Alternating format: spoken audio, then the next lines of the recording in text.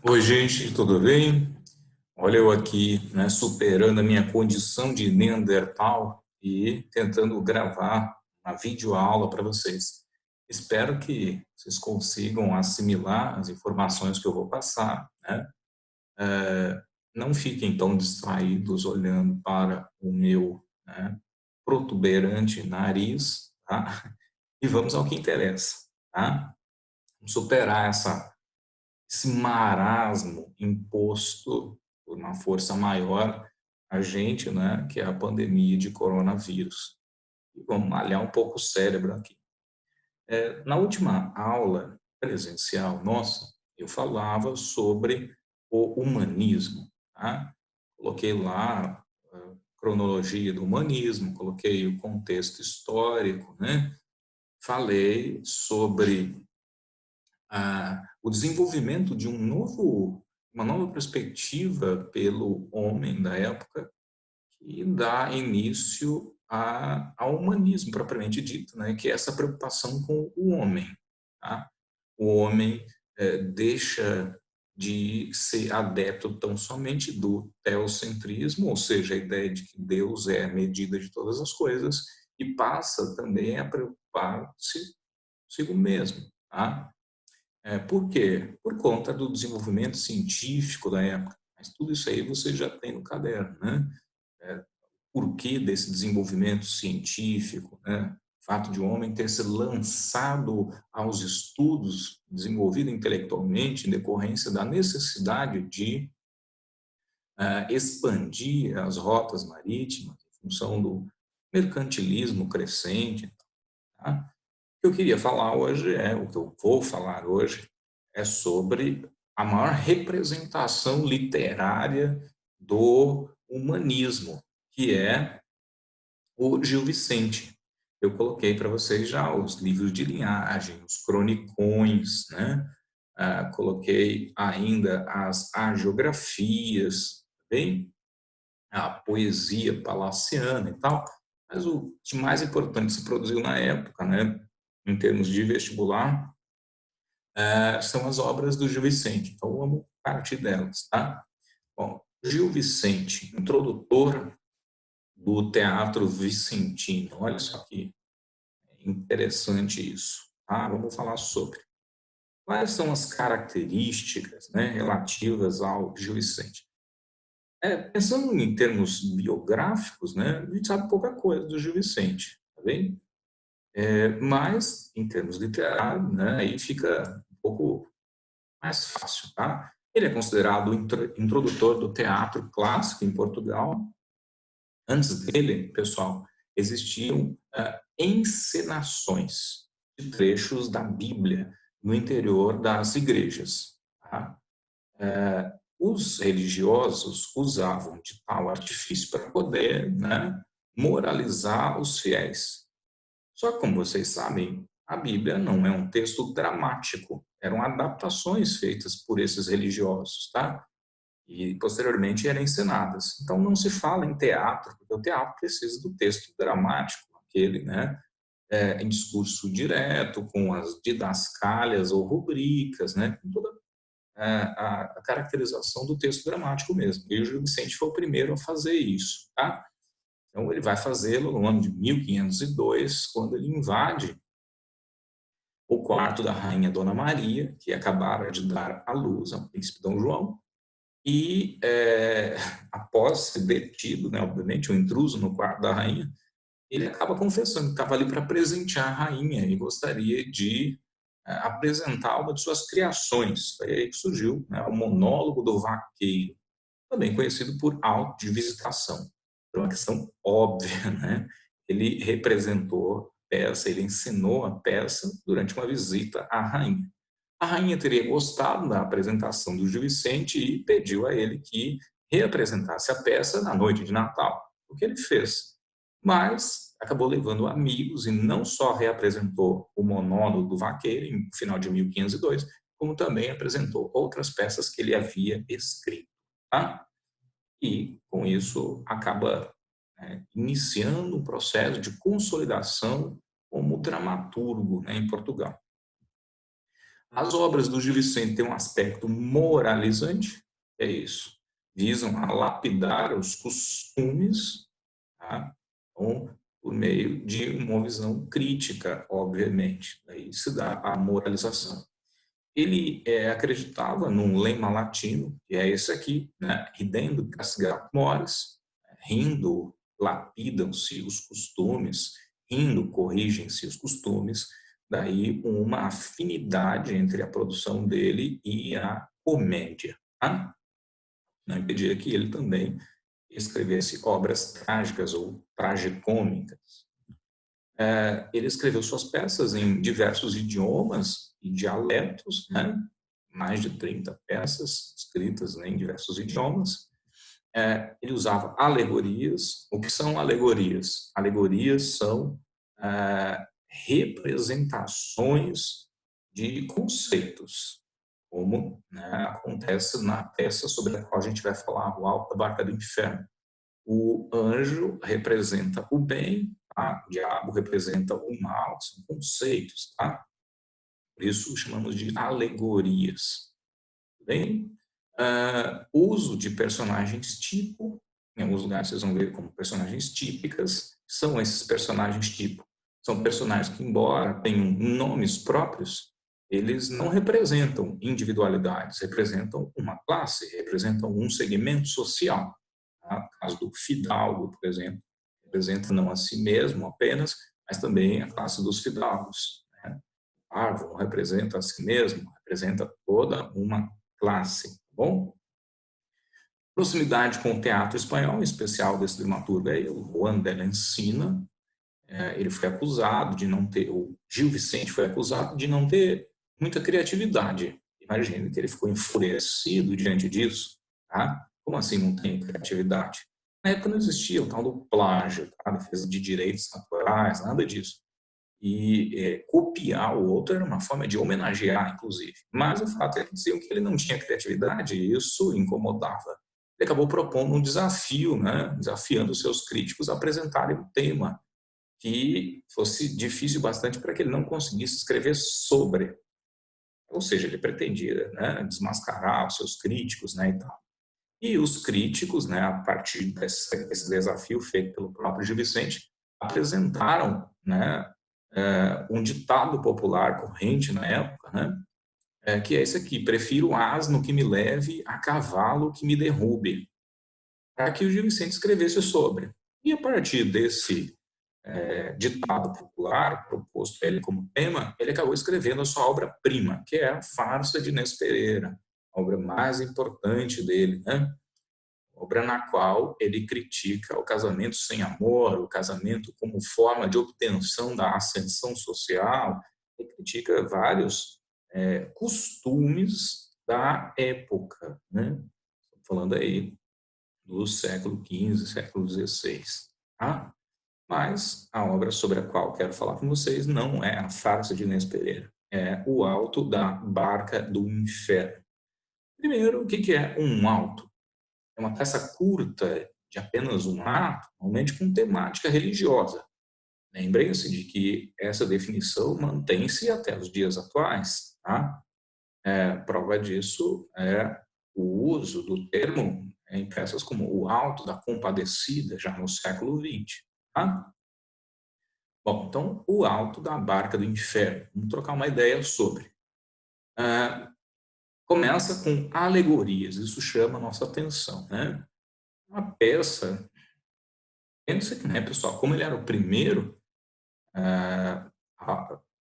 dramaturgo português, então o cenário não era dos melhores, né? A indumentária sempre improvisada e desajeitada também. E aí a peça, O Alto da Barca do Inferno, se passa numa reentrância no mar, onde estão ancoradas duas barcaças. Essas barcaças são tripuladas por alegorias, tá? As representações, né, simbólicas de conceitos. Numa das barcaças está o anjo, sozinho, simboliza o bem, o céu, tudo aquilo que há de positivo. O anjo, pessoal, é bem calmo, ele é categórico, só fala em teor, né, sentencioso, né? Por outro lado, nós temos o diabo, que simboliza o mal, o inferno, né? O diabo é super falante, super agitado, e ele está acompanhado, né? O diabo tem um ajudante que vai, né, manobrando a embarcação no começo da obra. O diabo dá diversas ordens, mostrando, né? Ele gostava de falar, é extremamente um dominador da retórica. O diabo vai envolver as almas num circuito retórico, de modo que essas almas acabam confessando, sem querer, obviamente, os seus pecados, o que é bastante engraçado, cômico, por sinal. Beleza? Bom, nós temos aqui, então, as representações. De um lado, o diabo, de outro lado, o anjo, tá? Peguei essas imagens da internet para poder fazer, né? Espero que isso não me renda problemas no que tange aos direitos autorais. Aqui, pessoal, a imagem do anjo está muito próxima daquela como nós a conhecemos e como nós concebemos, na verdade, né? E do diabo também. Só que na peça, me parece que não era assim. Tanto que as almas, à medida que elas vão se dirigindo às barcaças, elas vão inicialmente falar com o diabo. Com certeza não deveria ter esse aspecto aqui representado, e nem o anjo, né? Essa nitidez aqui não era, né, evidente na época.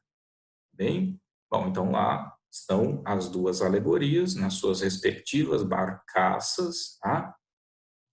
E vão chegando às almas, numa representação clara do juízo final, tá? Bom, a primeira alma é a alma do fidalgo, tá? Ó, tentei pegar imagens aqui para poder ilustrar isso para vocês, né? São imagens aleatórias, mas que eu vou, né, dando unidade aqui. O fidalgo é um nobre, filho de algo, né, importante. O fidalgo chega, né, usando uma capa enorme, dá uma olhada, na capa. Vem um pajem atrás dele segurando essa capa para ela não arrastar no chão ali e tal. O pajem segura uma cadeirinha de espaldar, uma cadeirinha de encosto, tá? O fidalgo vai falar ao diabo. Percebam que ele não percebeu que aquele era o diabo, né? Percebam que ele não percebeu, foi ótimo, né? Droga. Percebam que ele não notou que aquele era o diabo, tá? E ele começa muito entusiasmadamente a falar com o diabo. A princípio, ele confunde o diabo com uma senhora. Daí, né, lembra que eu disse que o diabo provavelmente não tinha aquele aspecto que eu coloquei, né, para ilustrar ali no slide anterior, tá? Ele confunde o diabo com uma senhora e o diabo fala que Senhor, a vosso serviço, né? E aí ele continua falando com o diabo, até que, né, o diabo acaba, falando para que ele entre rapidamente, porque ele não tem mais tempo. E aí ele quer saber, então o fidalgo quer saber para onde é que eles iriam. O diabo fala que eles partiriam para o inferno, para a ilha perdida. O fidalgo, então, diz que não, que ali não é o lugar dele, tá? Que ele deixou muitas pessoas rezando por ele. Ele acreditava que o fato de as pessoas rezarem por ele garantiria a salvação da sua alma. Então, ele vai falar com o anjo. Mas o anjo vai dizer para ele que ali não tem espaço para o seu rabo, se referindo à longa capa que ele está usando. Capa esta que simbolizava o seu poder. Quanto maior o poder, maior a capa do indivíduo. Tá? E, né, o fidalgo não tem muito como argumentar com o anjo. O anjo não é de falar muito, não dá espaço para ele. Então, o fidalgo volta, né? Não tem outra alternativa senão, né, embarcar no batel infernal. Mas, né, agora ele tenta enganar o diabo. Parece lá o mito de Sísifo, né? Tentando enganar Thanos, né? E depois, né, o próprio Hades. Ele fala que ele morreu de repente e que a mulher dele, que é jovem, está a chorar por ele, que ele gostaria de se despedir dela. Mas nisso o diabo não se contém e começa a rir de forma escandalosa. Né? E fala para ele que agora a mulher dele, nova, né, a novinha, já está se deitando com outro, que não via a hora que ele morresse. Tá? E fala, né, para jogar mais uma paulada na cabeça do fidalgo, fala assim: anda logo, que por aqui também passou o vosso pai. Ou seja, dando uma ideia de que os fidalgos, por serem tiranos, eram todos condenados ao inferno, no caso. Tá? Bom, aí o fidalgo está entrando e o diabo não permite que a cadeirinha entre, alegando que aquela cadeira tinha estado no terreno santo, já que era a cadeira que o fidalgo usava para ir à missa. Então ela teria frequentado, né, o adro, o espaço religioso, né, e tal, e o diabo não queria a cadeirinha por conta disso. Bom, aí vem a próxima alma. A próxima alma é do onzeneiro, tá? Onzeneiro é o camarada que empresta dinheiro a 11%, agiota, explorador, usurário. O onzeneiro vem com um grande bolsão, mas o bolsão está vazio. Ele vai falar com o diabo também. O diabo começa a zombar dele, né? E pergunta, né? Por que está vazio o bolsão? Aí ele fala que morreu sem aviso e não teve tempo de cobrar o dinheiro dos seus, né, para quem ele tinha emprestado, né, o dinheiro. Então, o diabo fala que não tem muito tempo para falar com ele, que é para ele entrar logo, começa a descer a rampa e fala que a ilha perdida é o lugar, né, para onde ele deve ir. Então, o onzeneiro fala que não, porque ele é um homem de Deus e vai falar com o anjo. Só que o anjo condena e vai falar que no outro barco, né, no outro batel, tem muito mais espaço para aquele grande bolsão dele. E aí ele é condenado por ser um usurário. Tá bem? Bom, depois, gente, a terceira alma é a alma do parvo. O que significa parvo? Bobo. Parvo não traz nada. Ele está vestido com roupas extremamente coloridas, né? Berrantes, mal vestido, né? Para a época, tá? E o cara vai falar com o diabo. Aí tá lá, no maior papo, os dois são íntimos já, quase, né?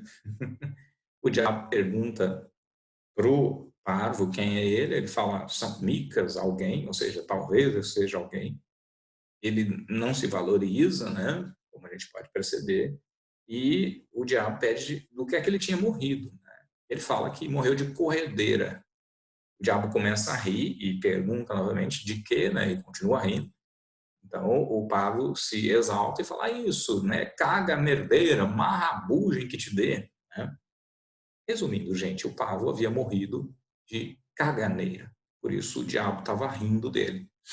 Então o diabo, né, pede para que ele entre, porque outras almas estão vindo, e o Parvo até começa a subir na rampa, só que na rampa que leva na embarcação, só que daí ele pede, né, para onde é que vai aquele batel, e o diabo fala que vai para a ilha perdida, né, para o inferno, sim senhor. Então o Parvo dá uma pirueta para trás, quase um mortal, né, para trás, e começa a xingar o diabo de tudo quanto é nome, né? Fala, esse aí vai para o inferno, não vai ter jeito. Então ele se dirige, né, depois de ter ofendido o diabo, ele se dirige ao batel celestial e lá ele encontra a guarida do anjo. O anjo fala que ele, se quisesse, poderia entrar, que a sua ignorância não sabia, né, não permitia ele que soubesse, né, as coisas, tivesse consciência das coisas que ele falava, tá? Bom, então, à medida que ele começa a entrar no batel celestial, o anjo pede para que ele fique na recepção, junto a ele, o anjo, tá? Bom, aí vem as próximas almas. A próxima alma é do sapateiro, tá? O sapateiro vem, eu achei legal colocar essa forma porque ele traz as formas, né, que ele usava para fazer os sapatos. O sapateiro é extremamente trabalhador, mas ele é um ladrão. Ele rouba, né, os seus clientes, à medida que usa material de péssima qualidade, também roubando preço. O sapateiro vai falar com o diabo pede para que ele entre, né? Não tem uma conversa muito longa, e aí ele, né, fica sabendo que aquela barca iria para o inferno. Então ele fala que não, porque ele foi à missa aos domingos. E para ele isso era um elemento que tornaria, que o tornaria, vamos dizer assim, adequado, é o branco, que o tornaria apto a entrar no batel celestial. Ele vai falar com o anjo. Só que o anjo, né, fala que ele foi à missa aos domingos, mas depois de voltar da missa, continuava roubando os seus clientes. Então, o sapateiro não tem outra alternativa senão, né, entrar na barca infernal. Notem que cada uma das almas que vai para o inferno traz alguma coisa que a condena, que é representativa da sua, que é assim, elemento fundamental na sua condenação. Tá? Depois do sapateiro vem o frade. O frade, pessoal, vem acompanhado de uma amante, né, a Florença. O frade está usando um elmo, o frade está com roupa de guerreiro, né, uma espada, e também está calçando meias coloridas, que eram para dançar o tordião. Tá? Bom, ele vai falar com o diabo, muito animadamente, o diabo, bom arguidor que é, vai perguntando várias coisas para o frade, de modo que o frade vai soltando todos os seus podres. Coitado, né? Se lascou. Ele pede para que o frade, né, demonstre a sua habilidade na esgrima. Para isso, ele vai escalar o ajudante para lutar com o frade vai dominar o ajudante, vai vencê-lo, mostrando que ele era um bom esgrimista. Os religiosos não podiam, na época, né, lutar, tá bem? Então, isso condena o frade. Depois ele vai falar sobre o tordião, né? Pede para que o frade dance o tordião, o frade vai fazê-lo, tá? Vamos lá, olha só o tordião na época. Imaginem vocês, tá? O frade o tordião. Olha a situação. Imagina a cena, tá? O frade com as meias coloridas ali, o julgamento, né, final, juízo final, e essa situação aqui, né? Claro que eu só estou, né, representando o que teria acontecido.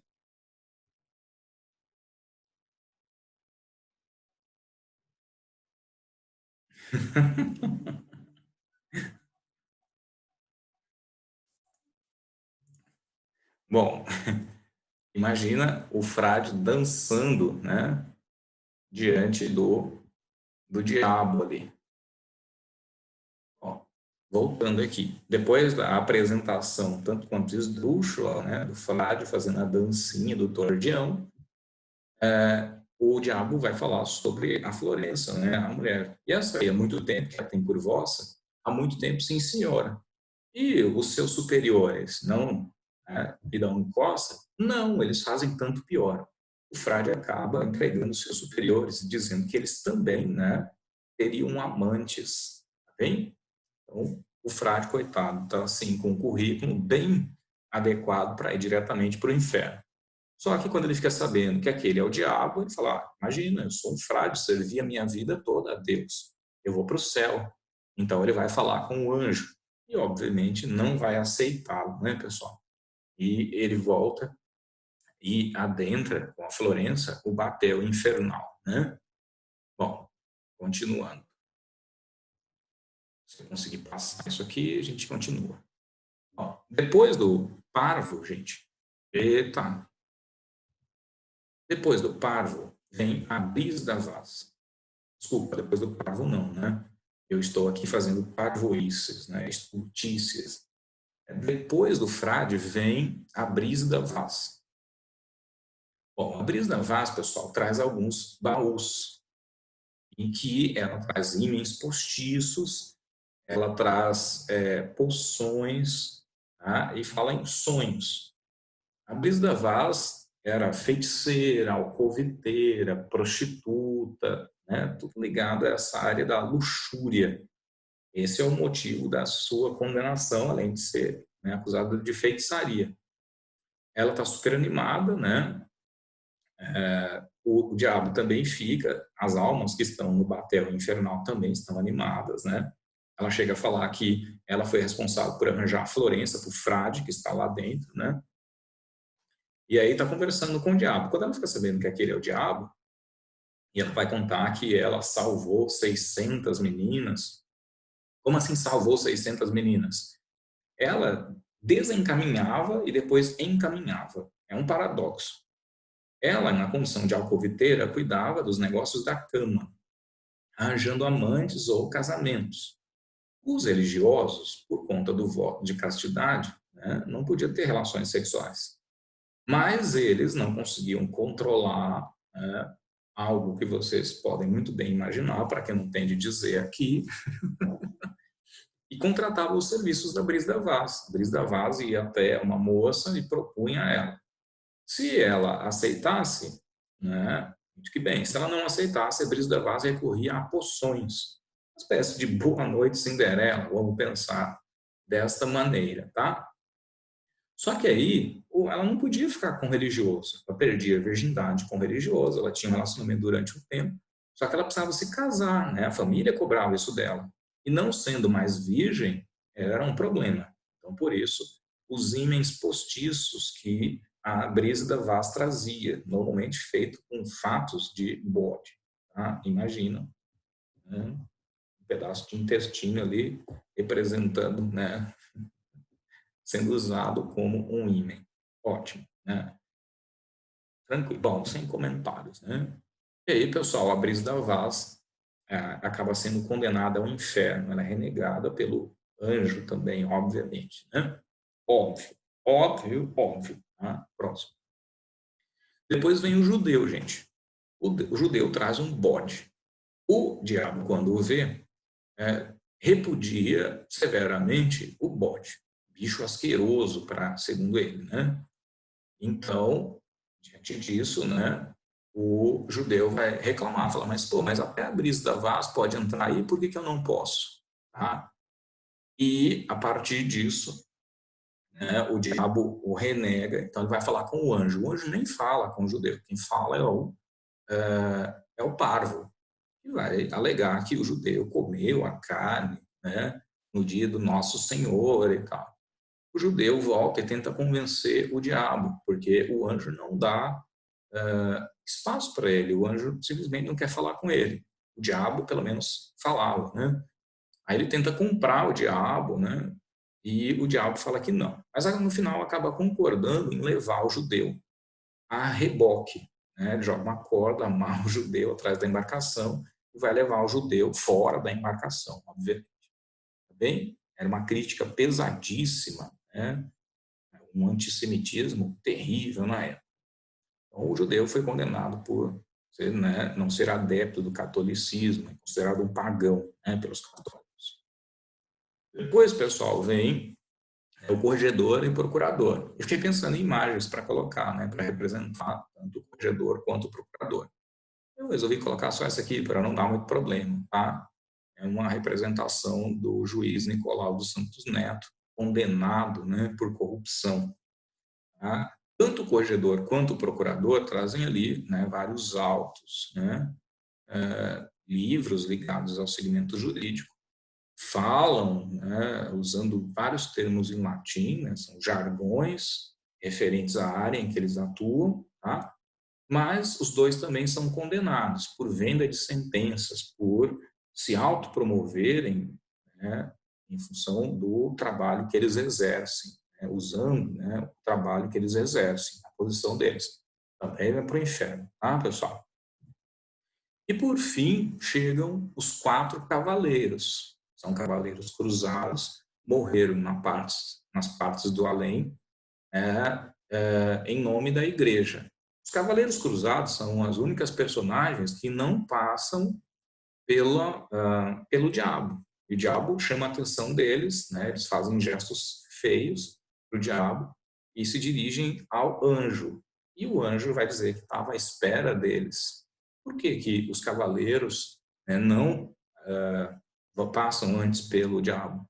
A ideia é que, como eles morreram por Cristo, pela igreja, eles sabiam, sempre souberam, né, o que eles estavam fazendo. Tá? Eram senhores das suas ações. E por isso, né, já sabiam reconhecer qual era o anjo, qual era o bem, no caso, desprezando o mal. Tá bem? Bom, este foi o Alto da Barca do Inferno, numa releitura rápida aqui, né, numa interpretaçãozinha rápida, tá? Lembrando que a peça é toda escrita em versos, redondilhos, tá bem? E é isso, gente. Um cenário bastante simples, né? Sempre o mesmo cenário, e aí, à medida que as personagens vão chegando, as cenas vão sendo substituídas, entendamos dessa maneira.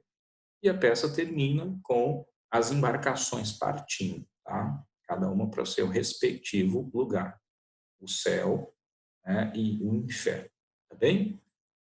Bom, é isso, gente. Espero que vocês tenham entendido, né, a obra. Pensem, né, na questão moralizante ligada à obra. Cada um desses personagens tipo, representa uma qualidade ou uma não qualidade, tá? Um vício, né, da sociedade que ele tentava corrigir. Tá bom? É isso, gente. Abraço. Qualquer dúvida, estou à disposição, tá?